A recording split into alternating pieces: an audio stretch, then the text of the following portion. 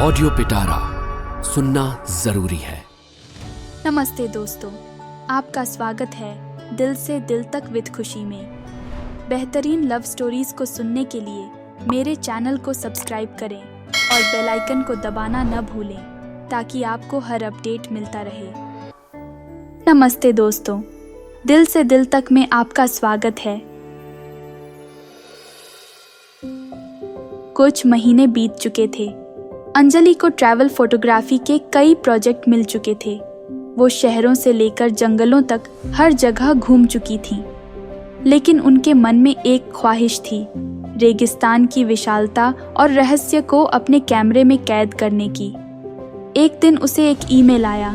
एक travel magazine उसे राजस्थान के थार डेजर्ट में फोटोग्राफी ट्रिप पर जाने का ऑफर दे रहा था। अंजलि बिना किसी हिचकिचाहट के मान गई। कुछ दिनों बाद वो खुद को जैसलमेर के एक होटल में पाती है। ट्रिप के बाकी सदस्य भी वहीं रुके हुए थे। उनमें से कुछ एक्सपीरियंस्ड फोटोग्राफर थे तो कुछ ट्रैवल ब्लॉगर थे।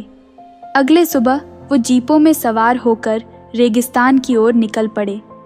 जैसे जैसे वो शहर से दूर होते गए, वैसे वैसे हरे भरे खेत खलिहानों की जगह रेगिस्तान की सुनहरी रेत ने ले ली।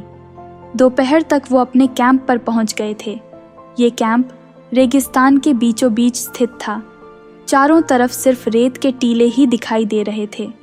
कैंप में टेंट पहले से ही लगे हुए थे। सबने अपने सामान को टेंट में रखा और फिर गाइड के साथ रेगिस्तान की सैर पर निकल पड़े। रेगिस्तान की गर्मी कुछ ज़्यादा ही थी, लेकिन अंजलि को इससे कोई फर्क नहीं पड़ता था। वो लगातार अपने कैमरे से फोटोज ले रही थी। रेत के टीलों को हवाओं द्वारा बनाए गए खूबसूरत आकार, दूर खड़े ऊंट और रेगिस्तान के पौधे, सब कुछ उनके कैमरे में कैद हो रहा था। शाम ढलने के बाद वो कैंप पर वापस आए। रात के खाने के बाद सब लोग साथ बैठकर बातें कर रहे थे। एक बुजुर्ग स्थानीय आदमी भी उनके साथ बैठा था। वो रेगिस्तान के बारे में कहानियां सुना रहा था। उसने बताया कि रेगिस्तान सिर्फ रेत का टीला नहीं है, बल्कि अपने आप में एक जीवंत जगह है। यहाँ रहने वाले लोगों और जीवों की अपनी कहानियाँ हैं। उस आदमी की कहानियों ने अंजलि को बहुत प्रभावित किया। उसने सोचा कि वो न सिर्फ रेगिस्तान के परिदृश्य को कैद करेंगी, बल्कि यहाँ रहने वाले लोगों की जिंदगी और संस्कृति को भी अपनी फोटोज में दिखाने की कोशिश करेंगी। अगले कुछ दिनों में वो रेगिस्तान के अलग अलग हिस्सों में घूमे। उन्होंने सूर्योदय और सनसेट के नज़ारे कैद किए। उन्होंने रेगिस्तान में रहने वाले लोगों के घरों में जाकर उनकी फ़ोटोज़ लीं। उन्होंने स्थानीय बाज़ारों की रौनक को भी अपने कैमरे में कैद किया।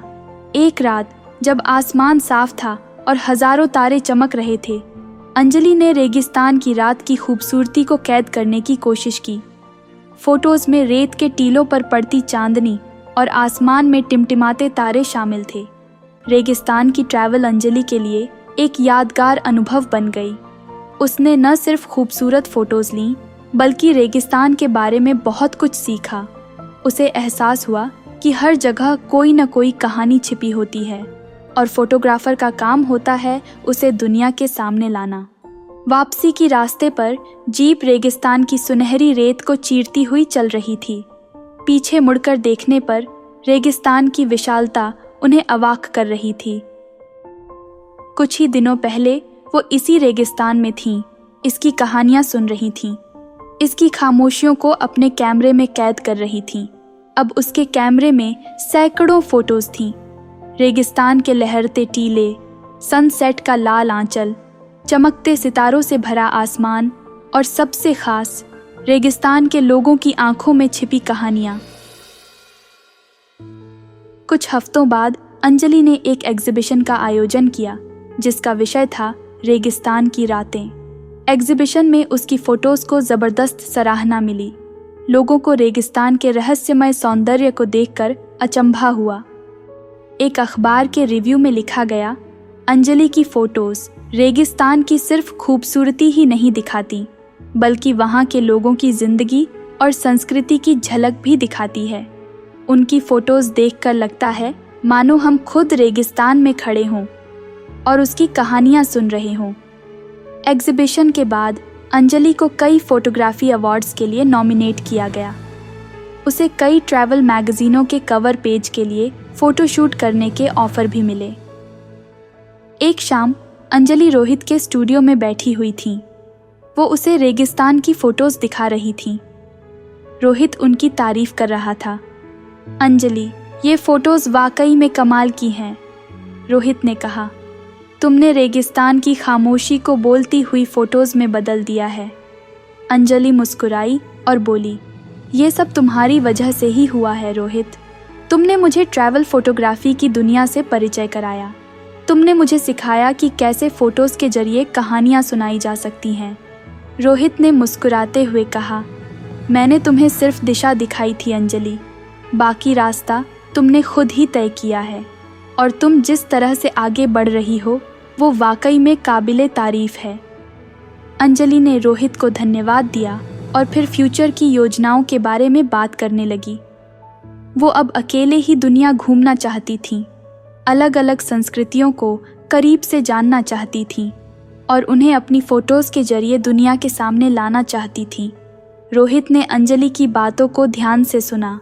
फिर उसने कहा, ये बहुत अच्छा आइडिया है अंजलि, तुम्हारे पास इसके लिए टैलेंट है और अब ज़रूरी अनुभव भी। दुनिया घूमो, नई कहानियाँ ढूंढो और उन्हें अपनी फ़ोटोज़ के ज़रिए बयां करो। मैं हमेशा तुम्हारा साथ दूंगा। अंजलि खुशी से झूम उठी। उसे पता था कि ये सफ़र आसान नहीं होगा, लेकिन वो हर चुनौती का सामना करने के लिए तैयार थी। कैमरा उसके हाथ में था और दुनिया उसके सामने खुली किताब की तरह थी। अब उन्हें बस इतना करना था कि वो हर पन्ने को खोलें, कहानियाँ ढूंढें और उन्हें दुनिया को दिखाएं। उम्मीद है यह कहानी आपके दिल को छू गई होगी। आपको यह प्यार भरी कहानी कैसी लगी? कमेंट और रेट करके मुझे ज़रूर बताएं और अपने दोस्तों के साथ इसे ज़रूर शेयर करें। अगर आपके पास भी ऐसी प्यार की कहानी है तो मुझे शेयर करें podcast@audiopitara.com पर। और मेरे साथ जुड़े रहने के लिए फॉलो और सब्सक्राइब करें। दिल से दिल तक विद खुशी, available in all major audio streaming platforms. अगर आप इस पॉडकास्ट को बिना एड्स के सुनना चाहते हैं तो अभी डाउनलोड करें audio Pitara app from Google play store. आपको यह प्यार भरी कहानी कैसी लगी? लाइक, कमेंट करके मुझे ज़रूर बताएं। अपने दोस्तों के साथ शेयर करें और चैनल को सब्सक्राइब करना ना भूलें। ऑडियो पिटारा सुनना जरूरी है।